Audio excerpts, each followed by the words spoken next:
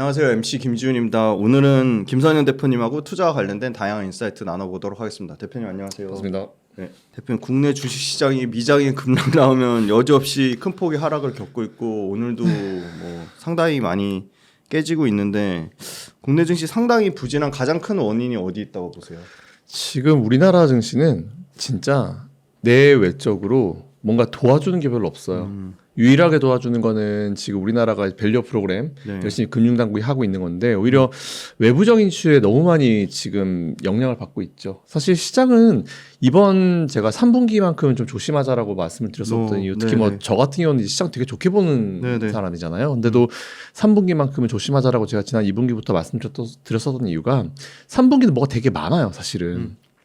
보통 7, 8월 달에 휴가 갔다 와서 투자자들이 이제 포트폴리오 재편하는 기간이기도 하고 그리고 뭐 이제 9월 달면 다 아시겠지만 윈도우 드레싱 들어가는 기간이기도 하고 네네. 게다가 또 지금 딱 하필이면은 다음 주에 쓸 우리나라 추석 기간 동안에 쓸 미국의 FOMC에서 네네. 진짜 피벗이라는 걸 하잖아요. 네네. 금리 인하에 대해서 가능성이 정말 많이 올라갔고 이제 네. 그런 상황이기 때문에 이게 많은 요인들이 좀 겹치는 문제가 있다라고 생각을 합니다. 네. 그래서 이제 그 겹치면서 참 어려운 시기를 외부적으로도 겪고 있는데 더하기 국내적으로는 첫 번째 신용 융자가 너무 높고요. 뭐 굉장히 높은 수준은 아니지만 계속 33%, 35% 왔다 갔다 하는 상황이고 그래서 이제 신용에 대한 부분도 좀 걱정이 그럼 됐었던. 어느 정도면 네. 적정 수준이라고 보세요? 20%대요. 20%대. 네, 20% 지금 30%가 넘으니까 넘습니다. 좀 과하다고 보시는 거죠? 네. 그리고 40%가 넘어가면 항상 조정이 나왔어요. 아, 근데 거의 38% 이렇게 갔다가 최근에 좀 떨어져가지고 30% 이제 8월달 초반에 이제 한번 밀리면서 좀 확 밀렸었는데 신용이 다시 올라가고 있더라고요. 근데 물론 이해는 해요. 왜냐하면은 대부분의 신용 레버리지를 쓰는 분들이 개인 투자자분들인데 네. 아무래도 개인 투자자분들 몇 년 동안 사실 뭐 경기 침체설부터 매도 안 하시고 그냥 장기 투자로 쭉 묶어가시는 네네. 분들 기준으로 보면은 대부분 종목 마이너스 30, 40, 50이에요. 근데 지수는 밀렸고 우리나라 저평가 구간 들어가는 거 알고 있고 뭐 반도체도 밀리고 있고 사고 싶은 건 되게 많은데 현금이 없어 이런 맞아요. 상황이기 때문에 네. 뭐 어디서 돈 훔쳐오지 않는 이상 사실 내가 돈을 좀 그나마 투자를 많이 하려고 하면은 레버리지를 이제 일으키는 게 사실 제일 좋은 투자처잖아요. 네. 그러면서 사실 이런 것들로 다 지금 이제 몰려버리면서 좀 애매해진 것 같고 결정적으로 이제 우리나라는 또 이제 금투세에 대한 얘기가 안 할 수가 없겠죠. 네네. 원래는 금투세에 대해서 이제 연기한다 이런 얘기만 나올다 하더라도 시장이 조금 살아나는 분위기였어요. 근데 얼마 전에 이제 민주당 쪽에서 이제 당 대표께서 직접 나서셔가지고 그냥 당론대로 가고 이제 수정한 대로 이제 가는 쪽으로 이제 얘기를 하시면서부터 시장의 분위기가 굉장히 안 좋아졌죠. 네. 사실 우리나라 같은 경우는 이제 금투세 영향 뭐가 있겠냐, 뭐 상위 몇 %만 상관 있는 거다 이런 식으로 얘기도 하고 되게 많은 얘기들이 나오고 있는데 네. 제가 이제 그러면 거꾸로 이제 반문하고 싶은 게 우리나라 국민이 5천만이 넘어가죠. 네네. 근데 국회의원 수는 200명인가요? 네네. 그럼 과연 그 몇 명 안 되는 국회의원들이 우리나라 국민 전체에 영향을 미치지 않는다라고 말할 수 있을까? 첫 번째. 그렇죠. 그리고 군대도 보더라도 군대도 스타들 몇 명 안 돼요. 네네. 근데 이제 그 스타들이 군대 전반적인 어떤 영향력을 굉장히 많이 미치고 있죠. 그렇죠. 그래서 저는 오히려 몇 명 안 되는 사람 가지고 이제 영향이 없다라고 하는 거는 정말 말이 안 되는 소리라고 네네. 생각합니다. 네네. 그래서 이제 지금 뭐 기사 제가 띄워드린 대로 금투세가 예정대로 시행 때는 이제 시장에서 159조 네. 이탈 우려가 있다라는 얘기가 나와요. 근데 밑에 되게 이제 기사를 잘 써주셨는데 대주주 양도세 요건 완화로 정부 추산보다 대상자가 늘어날 것 같다. 더 거칠 세금은 1조 5천억에 불과하다. 이거거든요. 네. 우리가 왜 대표님 아시겠지만 연말만 되면은 네. 지수 밀리잖아요. 맞아요. 대주주 양도세. 그래서 제가 한참 대주주 양도세도 막 그 대상을 완화한다면서 더 늘리려고 네네. 할 때 제가 온갖 방송 다 나가가지고 이거는 진짜 늘리면 말이 안 되고 무슨 대주주가 무슨 뭐 조목당 10억이냐 네네. 이건 전체 지분으로 지분 퍼센티지로 가야 된다. 그러면 이제 가족 합산 얘기도 났었잖아요. 그쵸. 정말 말도 안 되게. 그래서 온 가족이 이거 명절날 다 모여가지고 야 너 몇 주인지 다 까봐. 이렇게 이제 한 상황이 발생한다라고 하면서 엄청 막았었거든요. 근데 겨우 이제 대주주 양도세 얘기는 좀 조용해졌어요. 네네. 근데 갑자기 이제 금투세 얘기가 나오면서 안 그래도 우리나라는 원래 기본 제가 이제 예전에 회사 있을 때도 우리나라를 바라봤을 때 북한이 언제든지 미사일을 쏠 수 있는 나라, 언제든지 전쟁이 있을 수 있는 나라 이런 것 때문에 코리아 디스커한테 되게 심했습니다. 근데 내적으로도 대주주 양도세라는 말도 안 되는 것들이 나오면서 더 시장을 좀 암울하게 만들었었죠. 근데 거기다가 금투세까지 포함되면서 이거는 진짜 말이 안 되는 상황이에요. 그래서 요즘에 되게 많이 생각나는 어떤 한 분의 말씀이 네. 고 이건희 회장님께서 말씀하셨던 게 열심히 할 사람은 하고 말 사람은 말아라. 근데 절대 다른 사람의 발목은 열심히 한 사람의 발목은 붙잡지 말아라. 이런 얘기 되게 많이 했거든요. 금투세는 이거는 진짜 시장의 발목을 잡고요. 개인 투자의 발목을 잡는 법안입니다. 그래서 이런 여러 가지 이슈들이 지금 막 이번 3분기 때 다 몰리면서 이런 이슈가 발생을 했는데 그래서 저는 이렇게 또 생각을 해요. 앞에서 좀 이제 수급적인 부분이 좀 많이 꼬여 있죠. 근데 수급적인 부분은 결국 전 해결이 될 거라 봐요. 왜냐하면은 우리가 뭐 윈도우 드레싱 잘 뭐 개념 워낙 잘 아시겠지만 결국 그것도 이제 뭐 눈에 보기 싫은 거 종목들 빼는 거잖아요. 그럼 빼면은 그 현금이 생기겠죠? 근데 그 현금을 과연 불태워서 없애버립니까? 그게 아니에요. 그 현금을 가지고 또 다른 종목을 삽니다. 그렇죠. 네. 그래서 리밸런싱이라는 것도 결국은 이 종목을 매도하지만 다른 종목을 매수하는 어떤 이제 조건이 되기 때문에 리밸런싱 가지고 리밸런싱 물량이 나왔대서 우리가 뭐 겁먹을 건 아닌 것 같고요. 그리고 지금 뭐 휴가 갔다 와가지고 이제 리밸런싱을 아예 다시 종목을 다시 이제 리밸런싱하는 그런 사람들이 과연 물량이 나왔을 때 문제다. 그것도 결국은 그냥 갔다 와서 이제 보수적으로 보고 현금 확보해가지고 수익 난 거 빼고 이제 지금 이제 새로 매수를 할 수 있는 그런 요건이 되기 때문에 여러분들이 지금 이 리밸런싱이나 이렇게 수급이 꼬여있는 상황에서 매도하고 도망갈 필요가 없는 게 어차피 지금 걔들 매도해서 그 금액 다시 매수할 금액이에요. 어차피 시장으로 다시 유입될 금액이거든요. 네. 도망갈 금액 아닙니다. 네. 왜냐하면 그리고 금리 인하를 이제 앞두고 있잖아요. 그렇죠. 물론 금리 인하를 하게 되면은 예전에 이제 여러 가지 조건상 이제 요건 좀 다른 차트긴 한데 네. 사실 그 연준 자산 차트거든요. 네. 근데 연준 자산이 좀 올라간 부분도 있지만 요 차트를 좀 잘 보시면 그 사이 전에 금리 인하를 하고 나서 이제 이렇게 새로 보시면 이제 이게 리세션 구간이에요. 경기 네. 침체 구간이거든요. 그래서 금리 인하를 하면은 짧게는 6개월, 길게는 뭐 몇 년 안에 경기 침체 항상 왔었다라는 네, 그런 게 네. 있었습니다. 그렇기 때문에 오히려 많은 분들이 금리 인하를 결과하면 이게 진짜 경기 침체를 우려하는 건가라고 좀 걱정을 많이 하실 텐데 제가 봤을 때는 이제 우려보다는 지금 연준이 최근에 되게 컨트롤을 전 잘하고 있다라고 봐요.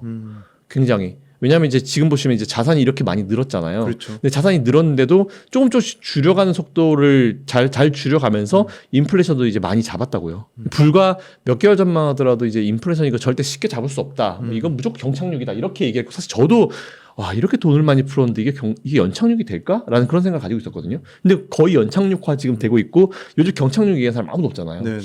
그래서 오히려 저는 지금 이 3분기 때 이런 뭔가 잡음들, 이런 이제 어떤 진통의 시간이 이제 그 이후의 거를 좀 미리 우리가 선반영해서 이제 얻어맞는다라고 생각을 해요. 그렇기 때문에 오히려 지금은 이제 나갔었던 수급들도 어차피 리밸런싱에서 다시 들어올 수급들이고 이제 외부적인 이슈들을 봤을 때 우리가 지금 이제 시장을 겁을 내고 도망갈 이유는 전혀 없다. 이 정도로 생각하고 있습니다. 앞으로 나올 어떤 긍정적 요인 같은 거 있을까요? 앞으로 나올 긍정적 요인들을 좀 보면은 네. 제가 봤을 때는 지금 제일 필요한 건 그런 것 같아요. 시장이 이 불확실성이라는 것 때문에 너무 지금 고통을 받고 있는데 맞습니다. 불확실성이 빨리빨리 하나씩 좀 제거돼 줄 필요가 좀 있다라고 생각을 합니다. 예, 이에 따라서 지금 일단은 이번 주에 지난주에 고용보고서가 나왔어요. 고용보고서 나왔는데 되게 뭔가 애매하게 나왔죠.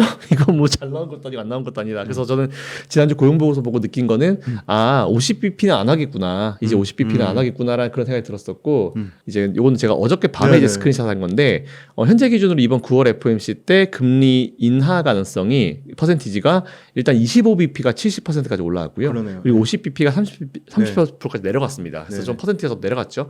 그래서 저는 오히려 일단은 50bp 가능성이 좀 줄어들면서 이제 그래도 그나마 좀 이제 만약 연준이 50pp를 했으면 진짜 이거는 경제 위기에 대해서 좀 걱정을 했었던 시점일 것 같아요. 근데 50pp는 사실 바랬던 게 월가밖에 없었잖아요. 네, 네. 그러니까 이런 것들이 고용 보고서 발표되고 그리고 이번 주도 수요일 또 CPI 발표되죠. 그리고 화요일인가요? 또 트럼프랑 이제 해리스가 처음 이제 네네. 토론을 합니다. 그래서 이런 것들이 하나씩 없어지면서 정치적 불확실성, 뭐 지표적 불확실성 이런 것들이 사라지면서 조금 시장은 이제 안정을 찾을 거라고 봐요. 그렇기 때문에 일단 지금은 우리가 어쩔 수 없이 기다릴 수밖에 없어요. 이런 되게 큰 이슈들이 넘어갈 때까지는 기다릴 수밖에 없기 때문에 지금은 불확실성이 좀 천천히 느리지만 하나씩 제거되고 있는 구간이다. 이렇게 보시면 될 것 같습니다. 시가총액 상위주 위주로 코스피 흐름을 어떻게 보고 계신지 궁금하고 보니까 오늘은 좀 자동차 쪽에 현대차, 기아차 조금 반등 나오는 것 같고 네, 제일 시총 1등부터 10등 중에 여전히 견조한 건 제약바이오거든요. 네, 그렇죠. 그래서 대표님 보시기에 시총 상위주 중에 좀 매력 있는 거 그리고 시총 상위주 흐름이 앞으로 코스피 일단 기준으로 어떻게 보시는지. 일단 시총 상위주들이 어제 기준으로 오늘 아마 바뀌긴 했을 텐데 일단은 하나씩 좀 보면서 말씀드릴게요. 네. 일단 이게 어저께 밤에 제가 스크린샷한 코스피의 네. 시가총액 상위입니다. 보시면은 이게 지난주 금요일 기준이잖아요. 삼성바이오로직스, 네. 삼성전자 우선주, 셀트리온, 신한지주 빼고 다 떨어졌어요. 네네. 근데 뭐 올라간 거야 바이오, 뭐 삼성바이오 워낙 좋기도 하고 삼성전자 우선주는 그냥 보합이고 셀트리온 바이오제야 네네. 영향 받는 거고 신한지주는 잘 아시겠지만 최근에 은행 관련주들이 이 밸류 프로그램에 네네. 들어가려고 이제 주주시장 정책 되게 발표 많이 하죠. 네. 이에 따라서 기대감이 있기 때문에 금융주들은 좀 좋은 분위기인데 나머지는 거의 뭐 초토화예요. 네.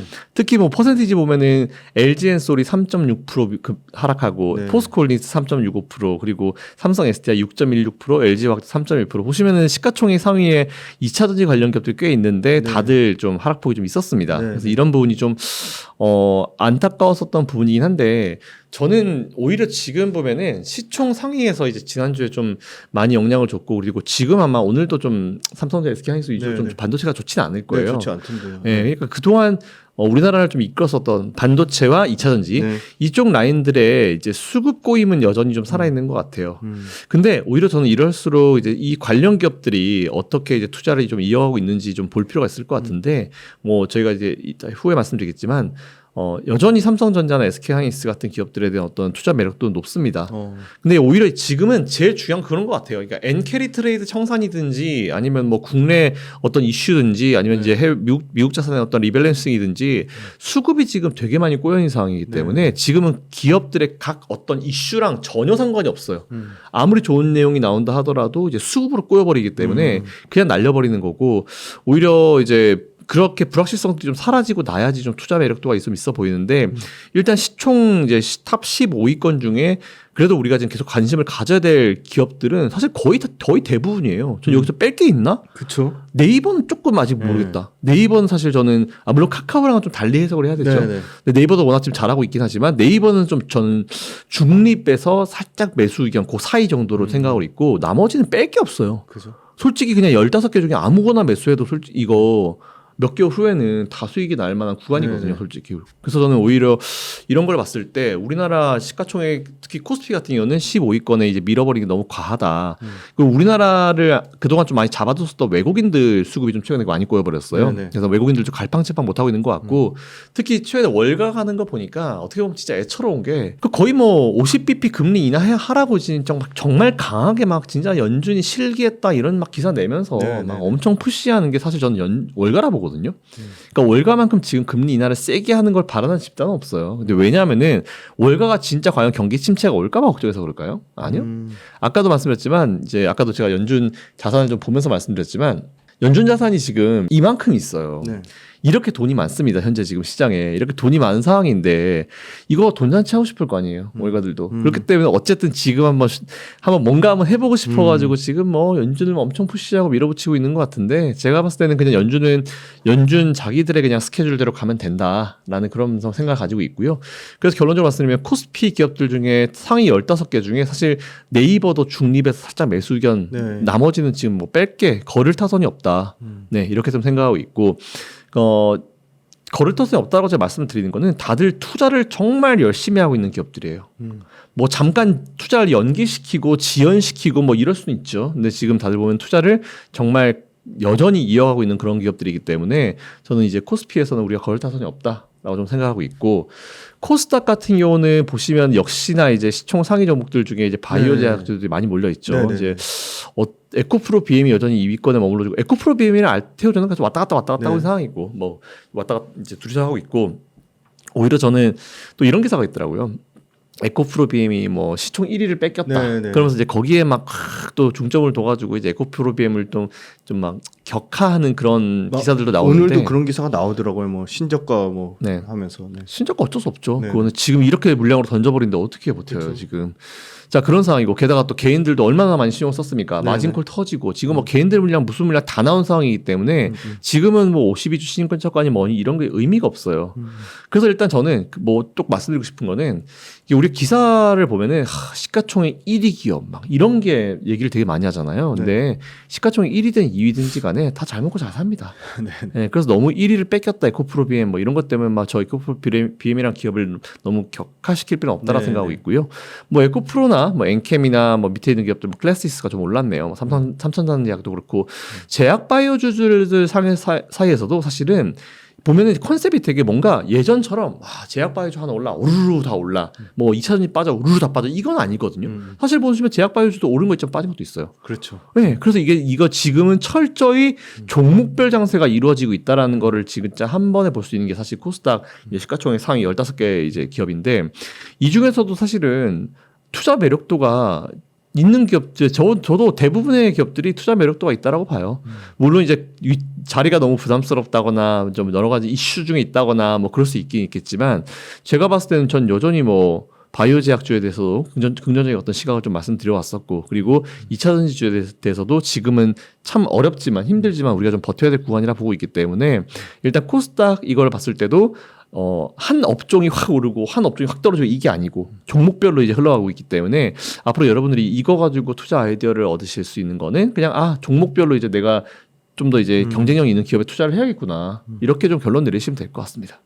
여기 시총 상위주 중에 네. 대표님 언급 안 하셨는데 네. 흥미로운 산업이 로봇이 있습니다. 레인보우 로봇이 네, 있고요. 맞아요. 그다음에 근근히 잘 버티는 게 펄어비스하고 맞아요. 최근에 게임주 중에 넥슨 게임즈 주가가 좋았거든요. 맞아요. 근데 게임주 사실 뭐가 히트 칠지 모르잖아요. 그래요. 그러니까 대표님 보시기에 로봇하고 게임 산업은 투자하기에 매력이 있는 산업인지 앞으로 로봇도 사실은 대부분 적자잖아요. 맞아요. 이제 흑자 전환을 예상을 하고 이제 투자를 하는 건데 로봇 관련된 산업이나 게임 산업은 앞으로 좀 주가 흐름이 긍정적으로 보시는지. 일단은 로봇 쪽에 투자하시는 분들은 이건 절대 단기 투자 종목은 아니에요. 네, 로봇은 무조건 연단 이상의 장기 투자를 전 해야 된다고 생각하고 있고 그리고 이제 로봇 관련 기업들이 지금은 적자잖아요. 근데 맞아요. 얼마 전에 지난 좀 됐죠. 그때 이제 두산 로보틱스 대표님이었나? 어떤 분이 인터뷰하실 때 이제 인터뷰 하시는 분이 이렇게 말씀하셨어요. 지금 적자인데 언제쯤 흑자로 좀 할 수 있을까요?라고 물어봤을 때 그 대표님께서 뭐라고 하셨냐면은 우린 당장이라도 흑자로 돌릴 수 있다. 근데 우리는 아직까지 때가 아니라 보고 있기 때문에 지금은 빌드업 기간이다라는 그런 뉘앙스가 확 풍겼거든요. 그러니까 지금 오히려 어떤 분들은 로봇 관련주들이 지금 다 적자인데 적자 기업들 투자하면 되겠냐 이렇게 생각하시는 분이 계시는데 꽤나 많은 기업들이 다 제가 봤을 때 다 똑같은 생각일 거예요. 막 억지로 진짜 막 누구한테 이제 투자자들한테 잘 보이기 위해서 흑자로 돌리려고 그렇죠. 하면은 네네. 돌릴 수 있을 겁니다. 실제로 그 대표님께서 직접 그렇게 말씀하셨고 두산 로보틱스 맞을 거예요. 그래서 이제 그렇게 했는데 아직까지는 우리 빌드업 기간이다라는 그런 말씀하셨기 때문에 그렇게 치면은 우리가 이제 로봇 관련주들을 볼 때 지금 테슬라도 그렇고 이제 되게 많은 기업들이 로봇을 놔쏘고 있잖아요. 맞아요. 그렇기 때문에 언젠가는 로봇이 우리 생활에 들어올 거라 보고 있어서 좀 장기적으로 보실 필요가 좀 있다라고 봐요. 그래서 로봇 관련 투자하실 분들은 저는 단기 투자하실 분들은 로봇 웬만하면 하지 마시고요. 딴 거 할 거 많으니까 하지 마시고 좀 오히려 장기적인 어떤 사이트를 가지고 진짜 나 한 2, 3년 봐. 한 3, 4년 봐. 하시는 분들. 그런 분들은 이제 레인보우 로봇 관련주들을 투자해 보시면 좋을 것 같다는 말씀을 드리고 제가 사실 게임을 되게 좋아하거든요. 게임 좋아하세요? 좋아합니다. 현질도 옛날에 진짜 현질도 많이 하시고 결혼 전에 그럼 좀 아시겠네요 그러면. 알죠. 게임 이거 근데 뭐가 히트 칠지 모르잖아요. 이거 어떻게 해야 됩니까? 느낌이 오죠. 게임 좀 좋아하는 사람들은 느낌이 옵니다. 진짜 제가 참 진짜 넥슨에 진짜 직원들 의자 몇 개 만들어줬고 현질 엄청 하셨나 보네요. NC소프트도 몇 개 의자 좀 했었고 농담 삼아 좀 말씀드렸는데 일단 게임주들은 사실 이게 저도 그렇지만 게임 좋아하는 사람들이 조금만 몇 번 해보면 이제 이거 대박 날 것 같다는 거 알아요. 근데 사실 저도 이제 최근에 이렇게 먼저 말씀드리겠습니다. 저는 게임주가 지금 당장 제 관심은 없어요. 1차 관심사 있진 않아요. 그 뭐 되게 막 인기 많은 게임들 뭐 최근에 이제 중국에서 나온 그 손오공 게임도 이제 다른 이제 친한 이제 그 증권사 직원분께서 이제 너무 재밌다고 하시길래 저도 이제 받아가지고 한번 해봤는데 이게 확실히 우리나라 게임들 보면은 뭐 모바일이나 PC 위주로 좀 돌아가야 되는 부분이 분명히 있죠. 그렇게 되려고 하면은 일단 시간은 좀 필요할 것 같아요. 결론적으로 말씀드리면 뭔가 지금 되게 재미있는 게임은 별로 없다. 그러니까 제가 항상 고민도 해봤어요. 내가 나이가 들어서 그런가? 내가 옛날에 어렸을 때는 그랬는데 내가 나이가 들어서 게임이 재미가 없나? 그건 아니거든요. 여전히 재밌는 건 재밌어요.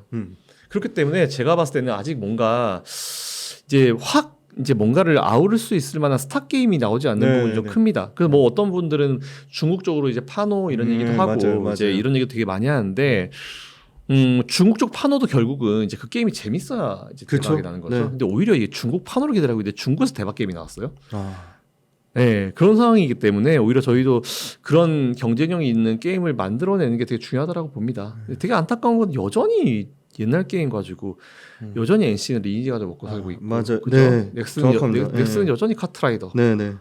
그잖아요. 그쵸. 아이온 옛날에 네. 제가 하던 그때 그래픽 그대로. 네. 이게 사실 저는 문제라고 생각을 해요. 그 웹제는 여전히 뮤 가지고 놀고 있고. 그러니까 이게 되게 문제라고 생각하는데 그만큼 이제 스타 게임이 그만한 뮤나 리니지나 아이온이나 뭐 카트라이더 같은 그런 스타 게임이 나오진 않는다라는 걸 반증해 주는 거잖아요. 그래서 그런 스타 게임이 나오기 전까지는 뭔가 좀 어려운 시점인 것 같아요. 제가 봤을 때. 근데 게임 산업을 전반적으로 제가 봤을 때도 얼마 전까지 저는 이제 VR, XR 이런 거 나온다 네네네. 하길래 좀 기대를 많이 했거든요. 네네. 그러니까 저도 이제 집에 플레이스테이션이 있고 이제 어. 게임기가 몇 개 있어가지고 이제 그런 걸 다 사봐요. 네. 그래서 이제 지금 이제 게임의 이 패러다임 자체가 원래는 앉아서 하는 패드형 게임이다가 이제 VR, 쓰고 막 XR을 움직이잖아요. 네, 네. 그런 쪽으로 가는가 보다. 그리고 최근에 디즈니에서도 원래 이제 이걸 끼고 뛰는 게임이 있어가지고 그건 집에서 못 하잖아요. 근데 네네. 디즈니에서 얼마 전에 뭘 개발을 했는데 요만한 동그란 원이 정말 수백 개가 바닥에 깔려 있어요. 그래서 동그랗게 있고 사람이 그 위에서 올라가면은 센서가 자동적으로 작동해서 그 동그란 그 테두리 밖으로 나가면 중간으로 몰아요. 그게 막 서로 막 이렇게 되면서 네. 중간으로 몰아요. 네네. 그런 기술도 지금 개발되고 있거든요. 우와. 그래서 저 같은 게임들 입장에서는 그거 되게 반갑거든요. 네. 그래서 이제 그 정도로 그렇게 되면 이제 VR 쓰고 정말 뛰어다니는 네. 게임도 할 수 있겠구나. 지금은 보면 이제 막 옆에 부딪히고 막 TV 치고 그러잖아요. 맞아요. 근데 딱 공간 안에서 할 수 있는 상황이 만들어지고 있구나. 그래서 패러다임이 뭔가 이제 메타버스가 나오면서 새로 바뀔 수도 있겠나라는 생각이 들어가지고 메타버스를 사실 공부를 되게 많이 해봤거든요. 네. 근데 메타버스를 봤을 때 옛날에 우리나라랑 뭐가 다르지? 옛날에 뭐 메타버스 안에서 생일 파티하고 콘서트하고 가서 공연하고 춤추고 모임하고 다 리니지 아이온에 다 있던 것들이에요. 우리나라가 오히려 그런 베이스를 가지고 이걸 세계적으로 성장시키지 못했다는 게 너무 의미가 좀 크다라고 다가와가지고 메타버스도 그렇게 크게 뭔가 확 오진 못하겠는데라는 생각이 들어서 그 이후에 메타버스는 저는 투자는 잘 모르겠습니다라는 말씀을 좀 드려왔었거든요. 결국 페이스북도 이름 메타로 바꿨다가 지금 AI 하고 있잖아요. 네.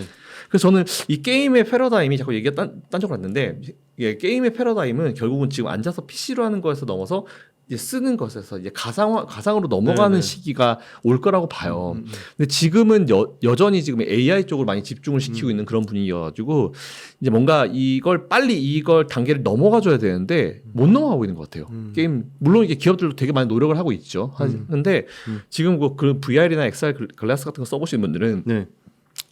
여러 가지 문제점들이 많습니다. 뭐 배터리 문제, 무겁고 네. 선에다가 맞아요. 비샘 네. 들어오고 막 머리 아프고 맞아요.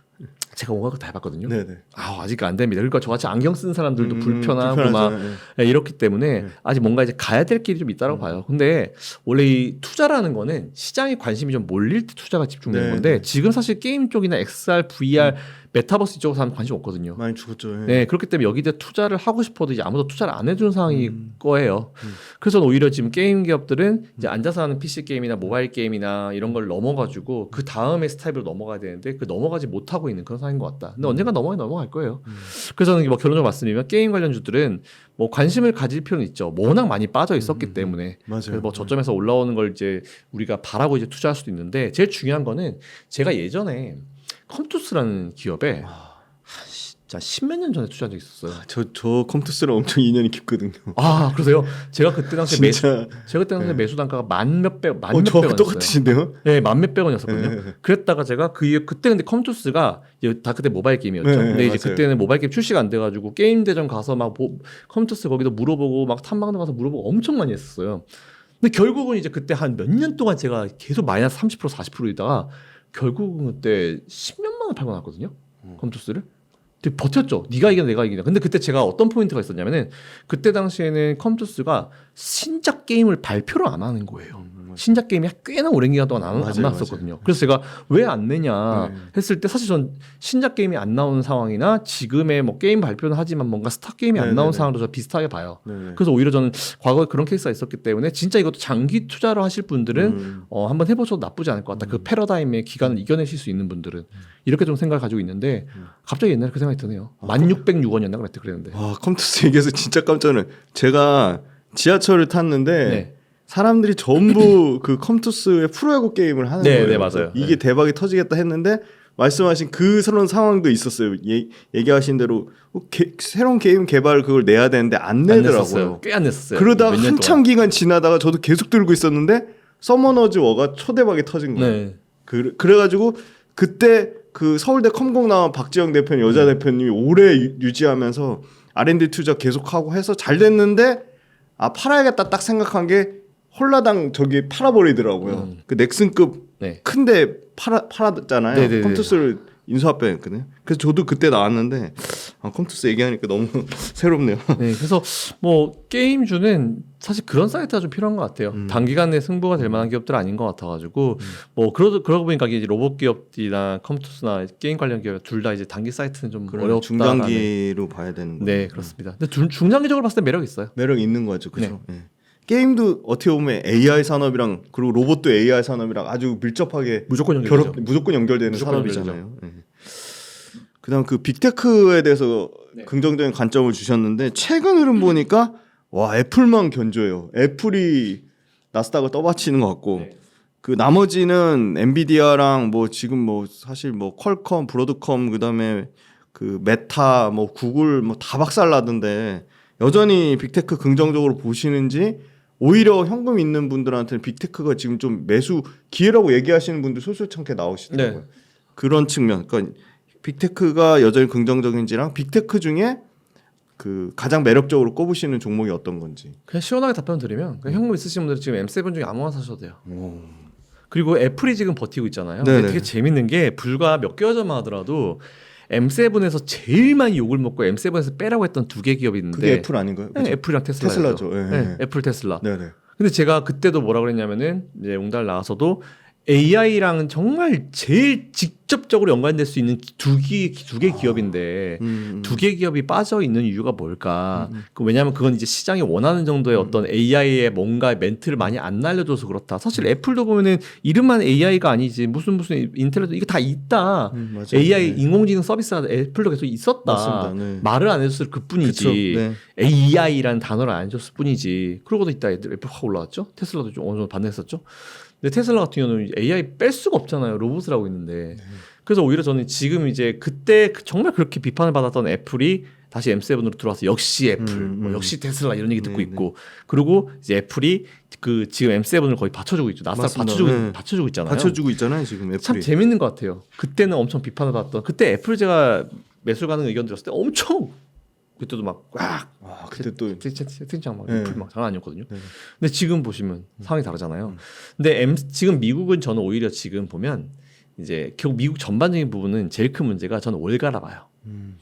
제가 기사를 하나 준비했는데 저는 네. 이게 너무 단적인 예가 될 것 같아서 준비해봤는데 브로드컴이 실적 발표가 지난주 있었습니다. 네네네. 근데 예상 수준의 매출 가이던스에 실망했고 장외 주가가 6% 하락했고 네. 그날 이후에 주가 계속 뭐 10%씩 계속 떨어지고 있어요. 네네네. 이게 너무 웃긴 게 뭐냐면 저 가이던스나 예상치라는 것도 결국 누가 만드냐면은 월가 애들이 만들거든요. 그렇죠. 네네.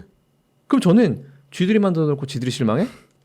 이런 식이에요. 오히려 전 사실은 본인들이 만들어 놓은 컨셉이 있어요. 그럼 그 컨셉보다 못 나왔어. 그럼 쥐들이 컨셉 잘못 정한 거 아니에요? 그렇죠. 네. 그러니까 자기들이 만들어 놓은 컨셉보다 못하다라고 해서 빠지면 주가가 밀어요. 그러면 맞네요. 아니 네. 니들이 못해가지고 니들이 떠는 건데 그거 뭐지? 일단 오케이. 그래 알았어. 니들 공통적인 의견이니까 이건 내가 이제 리스펙 해줄게. 네. 그래서 예상치보다 떨어져서 하락하는 건 내가 이해해. 근데 예상치 정도로 나왔거든요. 네네. 딱 예상치대로 그러네요. 나왔어요. 브로드컴이. 그런데 실망이래요.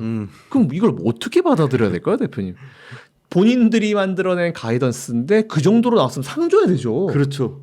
상 줘야 저는 오히려 저는 매출 가이던스가 딱 걔네들이 얼마를 찍었는데 그거보다 네. 많이 나오거나 적게 나오면 틀린 거 아니에요. 맞아요. 많이 나와도 틀린 거죠. 네네. 적게 나와도 틀린 거고 그러네요. 딱 그대로 나오면 맞춘 거 아니에요. 맞췄네요. 상 줘야죠. 네네. 그 애널리스트 상 줘야 됩니다. 네네. 근데 그거 가지고 실망이래요. 이건 우리 어떻게 받아들여야 될까요? 그러면은 이거 되게 간단해요. 그럼 이제 월가 애들이 자체적으로 그냥 다 매출 가이던스를 쫙 만들어 놓고 한 10%다 내리면 됩니다. 아 그러네요. 내리면 돼요. 그럼 다 우리의 예상치보다 높아졌어. 그러네요. 이렇게 나오거든요. 그러니까 저는 이런 것 자체가 어떤 거냐면은 지금 월가는 저는 거의 이거는 무력 시위라고 봐요. 월가가 지금 거의 뭐 계속 금리 인하를 해라, 뭐 푸시하고 있고 나와가지고 연준이 실기했다, 파월 의장 맨날 욕하고 있고 막 이런 식으로 하잖아요. 그렇게 언론을 만들고 그렇게 여론을 만들고 있는 것 같아요. 그렇게 함으로써 지금 어쨌든 자기들도 이제 뭔가 해야 되는데 연준이 그 스텝대로 안 와주니까 복잡해지는 거죠.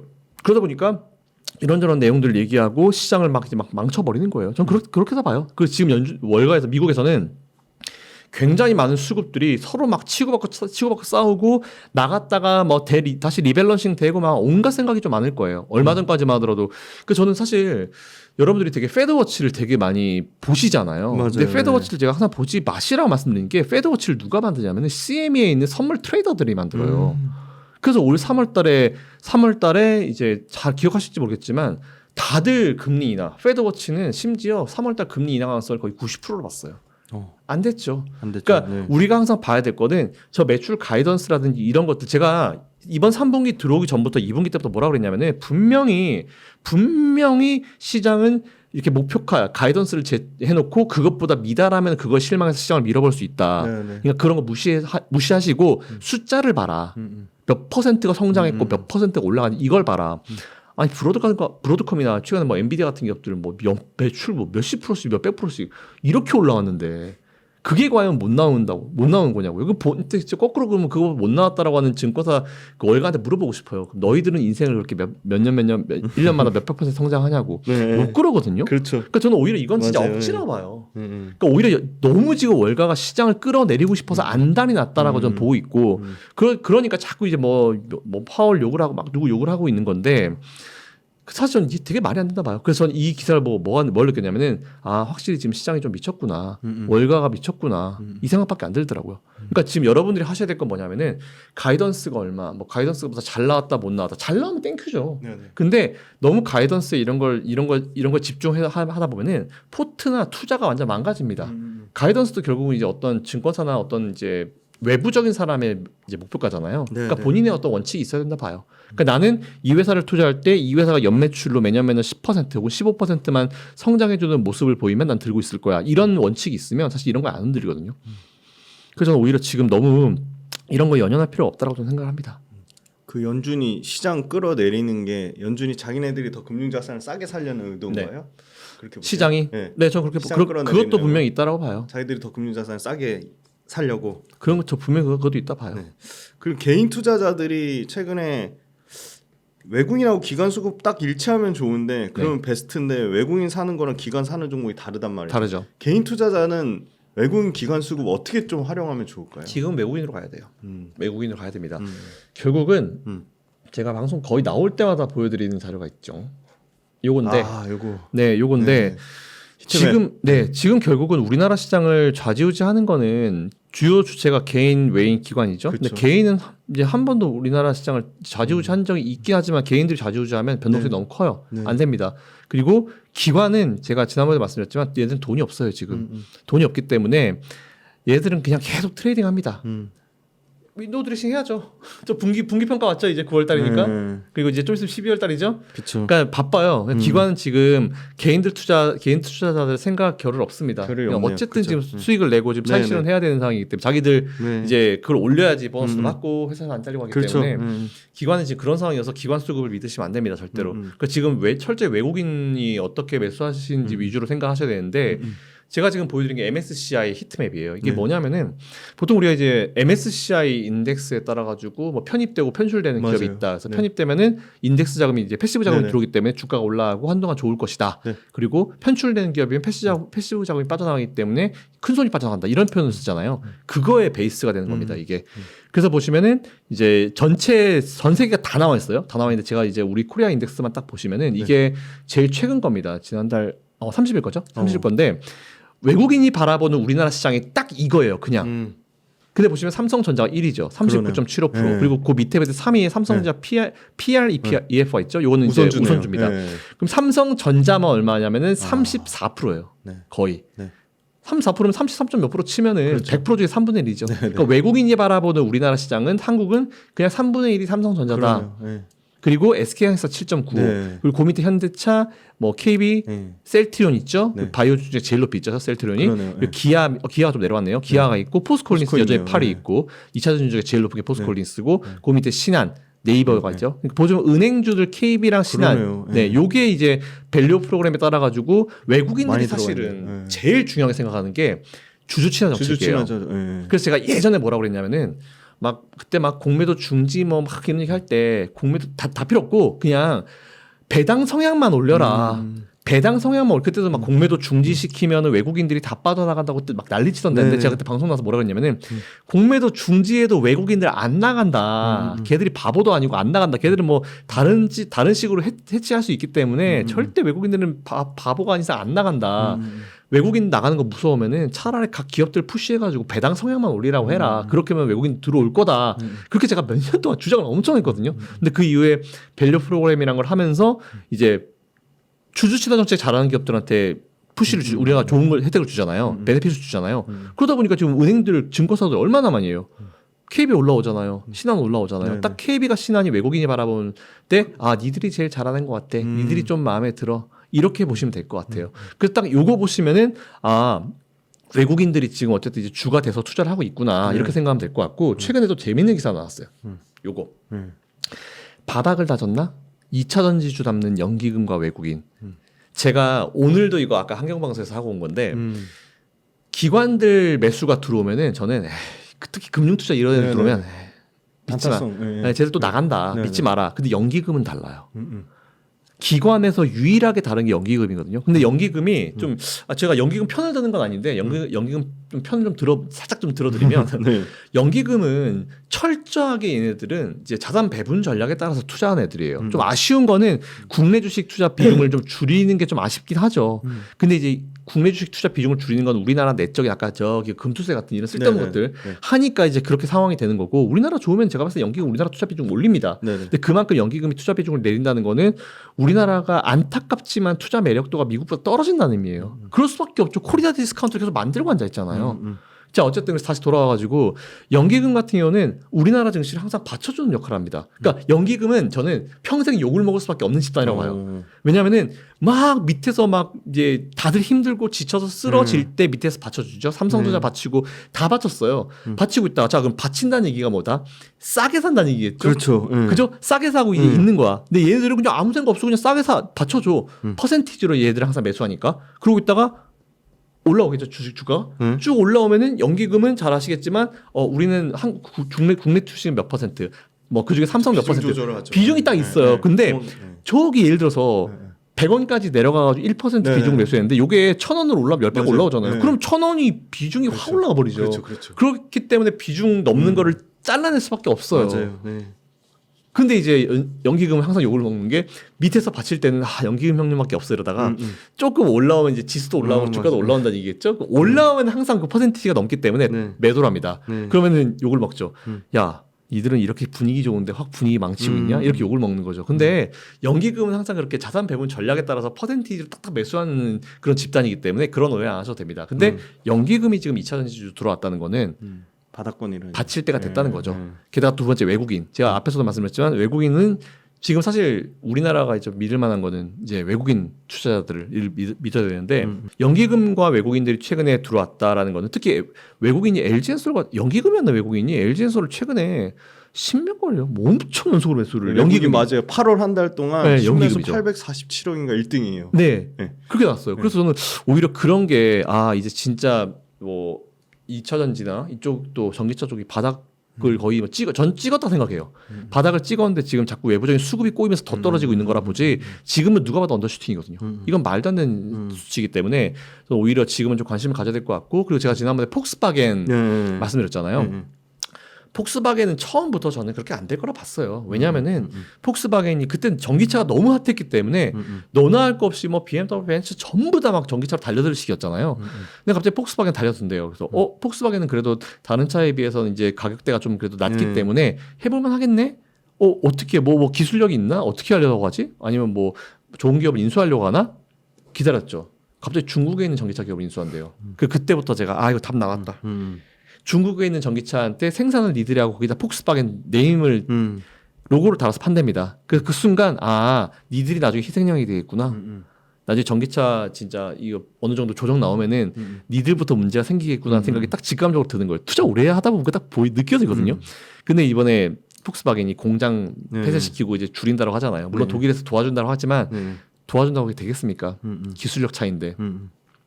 결국은 이제 전기차나 2차 전지 쪽도 기술력이 있는 쪽이 버티는 그런 분위기로 가고 있는 것 같아요. 그러니까 최근에 CATL 회장이 나와서 그 얘기했잖아요.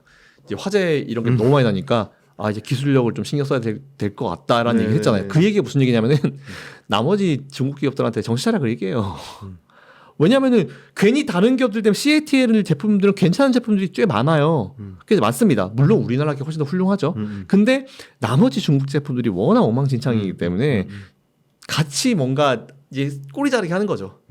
그래서 정신 차릴 필요가 있을 것 같다고 CATL 회장이 직접 얘기한 걸 보면은 이제 안전에 대한 부분이 더 많이 부각이 될 수밖에 없을 것이고, 그 얼마 전에 어떤 이제 해외 유튜버인데 어떤 이제 이걸 실험하는 영상을 봤어요. 자전거에 들어가는 이제 이 배터리인데 배터리를 누릅니다. 원통형 배터리더라고요. 배터리 이제 프레스 유압기 있죠. 압력기를 누르더라고요. 근데 이제 중국산 배터리를 누르니까 불이 납니다. 파이야, 뭐 완전 불꽃 파티합니다. 근데 이제 삼성 거 이제 자전거용 배터리가 긴 게 있는데 그거를 이렇게도 가로 세로 이렇게 두 번인가 세 번 모양을 위치를 바꿔면서 시험했거든요. 연기 조금 나더니 아무것도 없더라고요. 네, 그런 게 그리고 삼성뿐만 아니고 나머지 다른 기업들도 이제 기억은 잘 안 나는데 이제 오히려 불이 난 이제 배터리도 있었지만 그만큼 불이 안 나고 살짝 연기만 픽 나고 나는 배터리들도 있더라고요. 그런 걸 봤을 때 확실히 우리나라 배터리들의 기술력은 뛰어나다. 그래서 결국은 저는 이제는 기술력이 좋은 기업들이 살아남을 시점이 온다. 그 기업들이 더 저는 반등이 빠를 거다. 이렇게 생각하고 있어가지고 우리나라 관련 기업, 우리나라도 이제 이런 기업들 위주로 투자를 해야 된다라고 생각합니다.